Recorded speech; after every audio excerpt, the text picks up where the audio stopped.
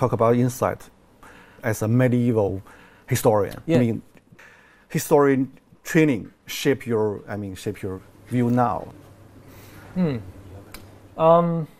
It gives you a much broader perspective on the current and future developments. And if you look at the 19th century Industrial Revolution, a country like Britain or Germany became a powerful empire because it industrialized first. But then a country like China or like Korea suffered tremendously. It was occupied and exploited by the industrial powers. So some things repeat themselves. Every invention, every discovery usually creates new inequality. As a historian, I can raise a warning that it's very unlikely that the new powers of artificial intelligence will be shared equally between all the countries in the world. It's much more likely that some countries will lead this new revolution. They will be able to dominate and conquer and exploit all the others in an even more extreme way. So some things repeat themselves, but other things are really different. I would say that maybe the most important difference is that in the past, almost all the inventions and discoveries, they gave people control of the world outside. We learned how to control the other animals, the forests, the rivers, but we never gained much power over the world inside us. And this is the big change that will happen in the 21st century. Powers we are gaining is power over the internal world, to re-engineer and manufacture bodies and brains and minds. I think Earth will be dominated by entities which are more different from us than we are different from Neanderthals or from chimpanzees. Do you feel that you maybe sometimes you underestimated the human spirit? I mean, from late 19th century, maybe from Freud, they tried to explore your psychology. And also Virginia Woolf said the human spirit changed totally. But really change? You are right. We know very little about the mind and about the spirit or the psychology of humans. It won't prevent us from gaining immense manipulative powers over ourselves. And this is one of the dangers. We had control, we had power to manipulate the world outside. We didn't understand the ecological system. And the same thing may happen with the world inside. We are far from understanding the human spirit or the human mind. And the result may be that we will face a mental collapse, similar to the ecological collapse we are seeing now. I think we are facing the danger of the distractions. Maybe human spirit is much more adaptive than we think and we imagine. It is very adaptive. That's certainly true. And we see it here that we still have the Stone Age bodies and Stone Age brains, and here we are flying in airplanes and living in big cities and so forth. So we have an amazing ability to adapt. But what we see is a process of domestication of humans. We adapt the abilities that the economic system needs from us, the political system needs from us, but we neglect many other potential abilities that are deteriorating. This is what happened to the other domesticated animals. We created cows that produce enormous amounts of milk, but otherwise they are far less capable than wild cattle. Now, what the economic system needs from us is to constantly connect to the communication system. And all the new technologies, what they are doing is drawing us out of our body, disconnecting us from our senses, from our body, and connecting us instead to cyberspace. If you don't feel at home in your body, you will never feel at home in the world. My impression is that the number one cause for the feeling of alienation and stress which has huge economic advantages, but the mental price is very, very big. For hundreds of millions of people all around the world, 我觉得我不喜欢，很不喜欢那种简化历史的那种方式，简化所有的事情，把它变成几个 point。但更让我沮丧的是，它太庞杂了，我也不知道怎么反驳它，很沮丧。相对于矛盾复杂的精神世界，赫拉利更相信可以统计的数据。他本人就像一台精密且强大的信息处理机。他还试图颠覆长久以来的人文信念。他受到了热烈的追捧，尤其是在中国。他其实尊重了古代人类发展过程中的作用。他的观点不就是说，进入工业社会之后，宗教这个故事已经讲不下去了，才出现了人文主义嘛，对吧？在未来讲是说，人文主义也讲不下去了，也就是人类需要新的故事来把自己的存在说圆了嘛。14年出版之后，什么时候开始意识到这个书卖的真是很好了？如果我现在在这说，当时我就认为它能卖，我就想好了，这都是吹牛的，事后马后炮，对吧？一开始推它的人并不是说历史学界的人，一开始推它的人，您猜都猜不到，是创投圈。我这个好像印象里，创投圈的广泛推荐，几乎就是无人不谈嘛。所以其实一本历史书被那么多的能赚钱的人或者正在赚大钱的人推荐，那么不挣钱的人、挣小钱的人肯定得趋之若鹜啊，说这里面一定藏着什么秘密呢？那实际上什么意思呢？我觉得这个赫拉利的人类简史通过一些似是而非的线索，用这个故事来强调了人类的协作能力，虚构能力，共同想象力是这个人类统治这个星球的一个基本的一个大逻辑嘛。他谈的这个事儿，在过去企业界就一直有这个东西，在企业内部应该被叫做为企业文化和愿景，对吧？就这两件事嘛，对吧？但是书买回去看的人这么多，在线知识付费打开率只有15%，其实图书打开率更低，书的完阅率其实可能不到2%，但是它就是因为我有了，并且我知道大概是什么意思，在饭桌上或者在某些场合下可以聊一聊，大家在这里面找到了身份的认同，就是说我们是这一类人，我们关心我们怎么去塑造我们这个企业的共同想象力和虚构能力，我们的企业的愿景是什么样子的，然后所有人都在一起用某种似是而非的暗号在对接，说碰一下说我们是这一波人啊，没错，对，确认过眼神，我们是一波的哈，而且你创造了一种新的模式，对，这些企业家创业者明明都不读书，然后都喜欢讲宏大的历史，都上来就人类开始演化，对，讲就是用一种似是而非的知识把他们都笼罩在一起，他们也自我感觉很良好，对，实际上是对于未来的这种窥探欲望太强烈了，都希望弯道超车，希望赢在起跑线，凡事预则立，不预则破啊，就是大概这意思。我再给您回溯一下啊，它不仅仅是这本书上表现出来中国人对于未来学的热情，从上个世纪80年代这个70年代吧，莱兹比特的大趋势就比美国卖得好，然后尼格罗庞蒂的这个数字化生存，然后到 KK 的失控，哪一本书都是这样。因为突然在一本书里面挤下了他认为的所有的知识，寻找一个单一结果、单一答案的方式。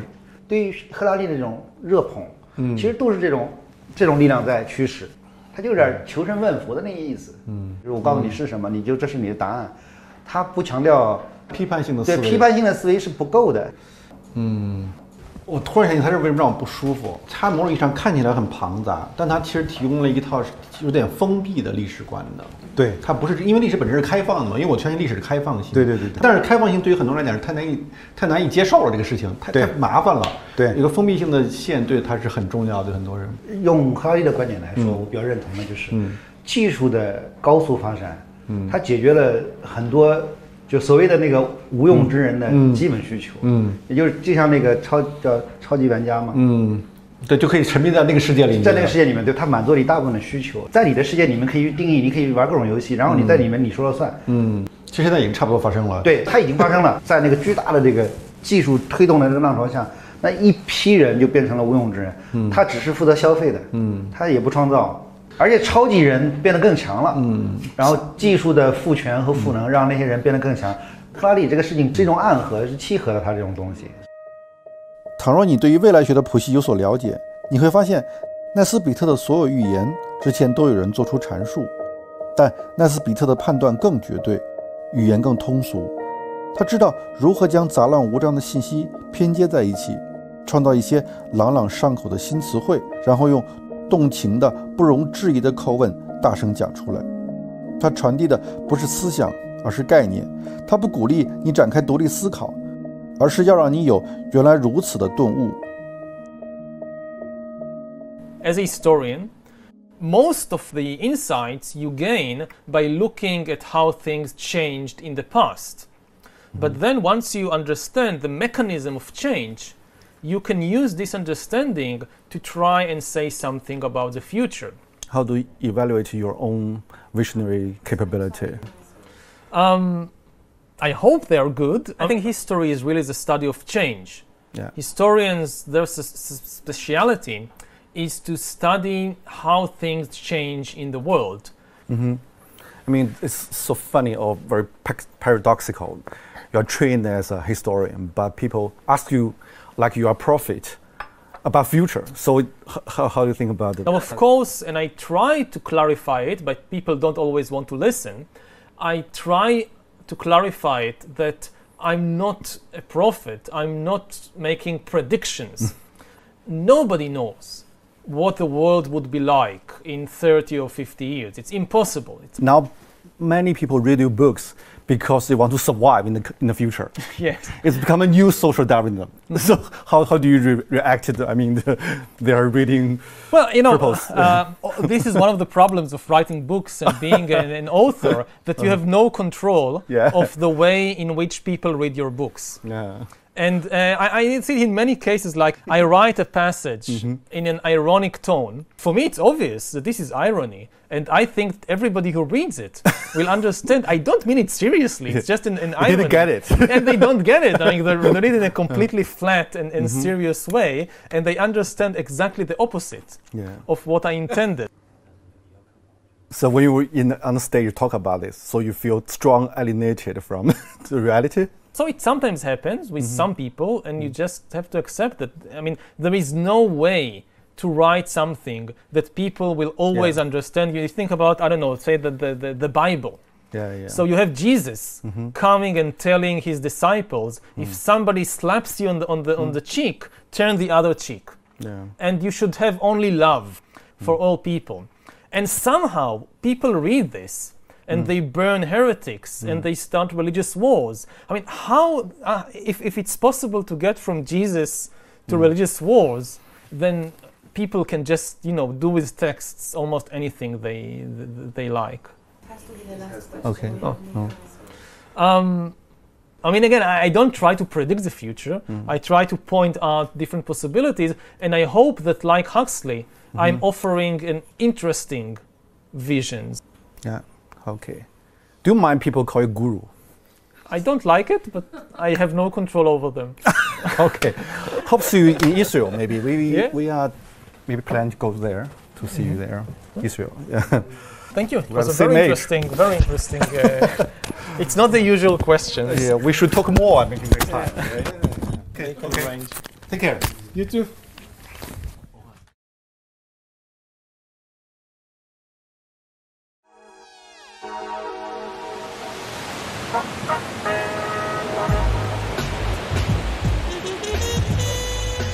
比起所受的中世纪历史训练，赫拉利更像一个将前沿科技与宗教预言相结合的现代古武。想要理解他的学说与精神世界，最好来到他生长的地方。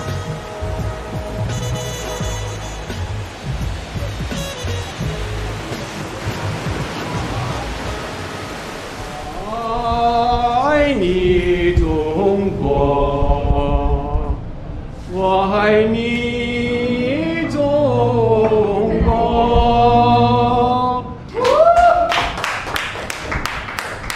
哇，好动人呐！哇，好感动。来这里吃饭的以色列人多吗？犹太人？阿拉伯人根本上就没有，但是犹太人很多。我有几十年的客人，几代人都在我这里吃饭。当时79年来说，这里危险吗？这里问题多吗？以色列一直都有问题。到今天为止，昨天为止都有问题。这个阿拉伯世界的冲突，几次以色列的战争我都在这里。1982年的是打黎巴嫩，打黎巴嫩，对，那个时候打黎巴嫩的时候，很多人美国来的、其他国家来的犹太人，他们在街上里被等，然后就有车子把他们送走，送到前线去。我问他们我自己愿意来的。至于这边也有自杀性爆炸嘛？哦，很多，这个我亲眼看到的。在哪里？什么样子？这里39号啊，39号。这旁边那里啊，晚上也是爆炸了。他2个公交车啊，他等那个公交车到站的时候，这个公交车到站，那个恐怖事引爆2个公交车的人，死伤很多人。他爆了以后，还有第2个人看到你们很多人在这里，第2个人进来爆了。什么时候爆炸最严重啊？一直都有。我们都已经怕。现在是少一些了，是吧？没有了，根本上没有。现在没有了。就因为建这个墙，是不是？是，很有效，是吧？有效。但是巴勒斯坦人就很愤怒嘛，建这个墙，把人与人之间都分开了。以前有圣经记载的时候是犹太人的地方，后来犹太人2000多年的时候，他们这人就散掉了，逃到全世界的地方去了。以后阿拉伯人进来这里，生活了1000多年，他们也是当这里是他们的一辈子，他们的家。所以我觉得应该有和平的一点，大家都应该互相体谅一下。大家互相残杀，这不是一个好的解决方法。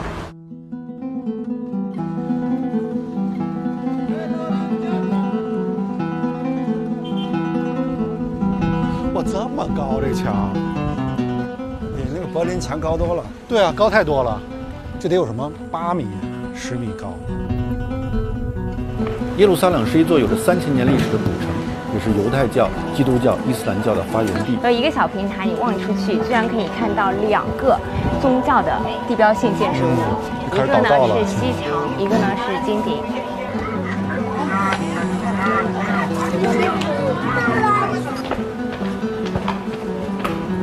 与耶路撒冷相距1小时车程的特拉维夫，却是一座引领世界科技的现代都市。我相约赫拉利在这儿再次见面，我很好奇，如此复杂的环境对他的影响是什么。Hi, see you again. Hello. Hi, see you again. See you again. Hey, how are you? Hi, Nice to meet you. So where to go? We need the car. Yeah, we are ready. Yeah, please. You know, I just traveled from Jerusalem, the old city. You see the different culture, different religion, and I mean very mixed culture, and lots of burden from history. Is there a kind of Israeli mentality? Could you describe it? As a tourist, maybe you go there. Oh, it's very interesting. Or you see all the old places. Or this is where Jesus was, and so forth.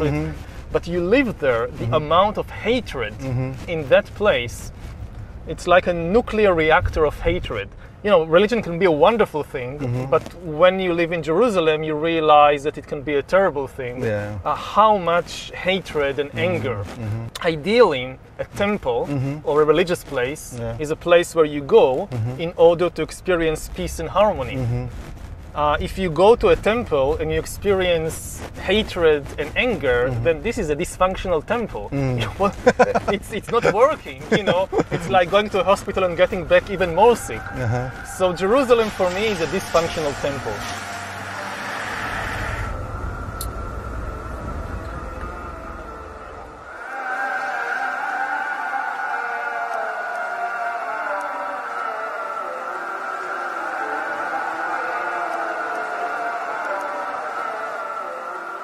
How this kind of things shape your mind, shape your...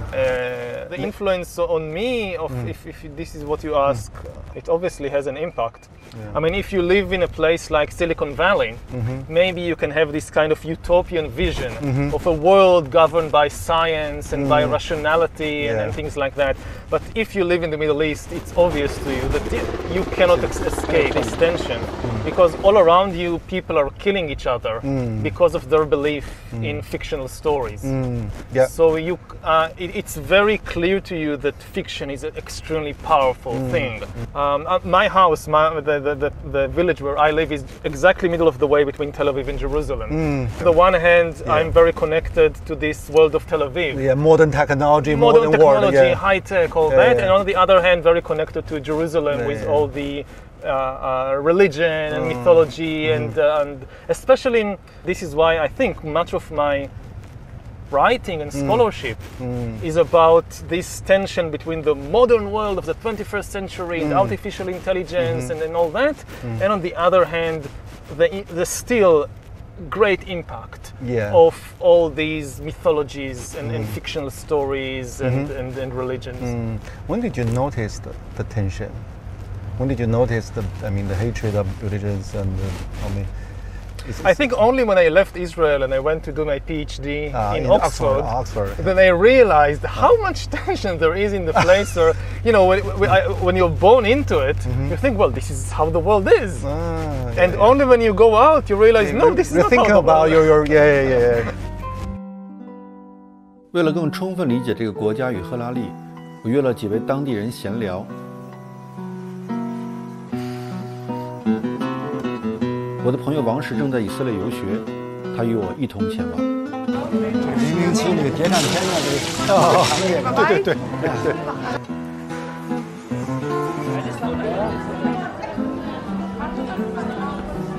第一位是阿拉伯律师。Nice to meet you.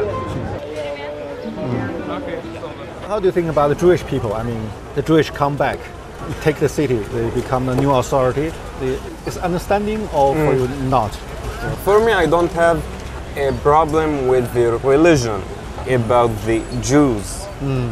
And they was living here before the occupation, and we have places that they are neighbors of the Arabs, and they don't have any problem with the Palestinian here before the occupation. When they kick them out from Europe and receive them, and later they are get of this country. But after, it's became the problem. When I talk with the Israelis, most of the people, they have this stereotype. We really feel that. When they talking with me, are you real Arab? Yeah, I am Arab. Are you born here? Yes, I am born here. You know, here, the thing that it's helped me to live here in Jerusalem, it's how I look. According to the stereotype of the Israelis, I'm not look like the local people. The local people have to be dark skinned, not handsome person, and also my accent is good in Hebrew. You speak Hebrew? Yeah, of course, because I'm a lawyer. And in a good accent. So what's your nationality? Nationality, I don't have any nationality of any country. It's just residency. If I pass something, if I travel more than 3 or 7 years out of Israel, so they can get the ID, my ID. It's mean they can kick me out anytime. Like that we live. Do you have any solution? I mean, actually, I don't see any solution. I am born here and I love this country. I will not pass to anywhere.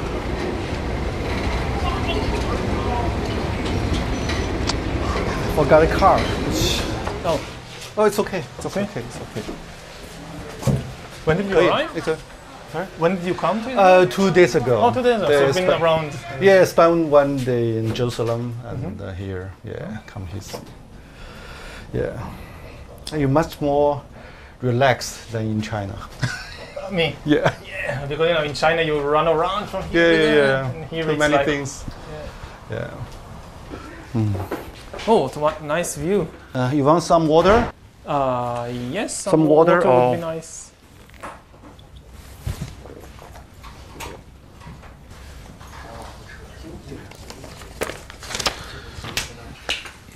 Tell me more about, I mean, your self-searching in Oxford, your life, your thinking, your mentality, and how the change happened. Yeah. How the change happened? Yeah. Well, I went to Oxford to do my PhD on military history. I was always very interested in the big questions of life. Yeah. What are we doing here, and what is the meaning of life, and what is the source of suffering in the world, and things like that. But I got the impression that you couldn't really engage with these questions in the academic world. The academic world is kind of pushing you to focus on more and more narrow and specialized questions. On a parallel track, I'm personally very engaged and interested in these big philosophical questions. Big tension for you. Yeah. When I got my tenure at the university, I felt that, okay, now I'm kind of secure. Now they can't do anything to me. I'm some terrible crime, like you murder the dean or something, they can't touch you. Yeah. So I try and reconnect the two tracks with these big questions about humanity and about life. I guess it was luck had something to do with it, but it was very successful. In the 20th century, there are some historians also ask big questions like Arnold Toynbee, H.G. Wells. How this kind of tradition shaped you? I mean, influenced me. Yeah. Well, the biggest influence on me, I think, was from Jared Diamond. Jared Diamond. He was a specialist in birds. Yeah. Yeah. He was the one who came and kind of showed the historians, look, you can do these things to, like, looking at humans from a bird's eye view. From bird to bird view. Yeah. So, you're comparing Jared Diamond. What's your advantage and disadvantage of your books? Their strength compared with me is that I don't really have any background in biology. But if you just know biology, if you just understand evolution and you know everything there is to know about humans, you can now explain human history. I don't think that this can work because human history also has a very important ingredient of culture, of ideas, of stories, of fictions, and this is kind of my speciality, the exploration and understanding of fictions and mythologies and stories and their immense impact on human history. And if you don't give enough importance to the stories, to the fictions, you will never understand something like the Second World War, or like the French Revolution, or like the rise of Christianity. There was no biological or geographical explanation. So what do you think the major flaw of your theory? Have you ever think about it? Of my theory? Yeah, your perspective. You try to explain the whole world, the history, but what's the major flaw in the process? Well, if I knew the major flaw, I would have corrected it. But there are definitely flaws. I mean, do you have any kind of worry? Maybe I speak so much about the change, the process, but actually I don't understand very well. Do you have any kind of concern? There are many areas. Because your tongue in the books is so confident. So, yes. Yeah. There are many areas that I talk about and I have no first-hand experience. I just rely on what the experts in the field say and I believe them. And I have no ability to kind of verify for myself that what I'm saying is true. I just believe them. So it's only second-hand knowledge. I read articles and books about artificial intelligence and what are the principles behind the program, behind the machine learning. So I trust that they are right. I hope that they are not kind of, making this colossal mistake and leading the entire world after them.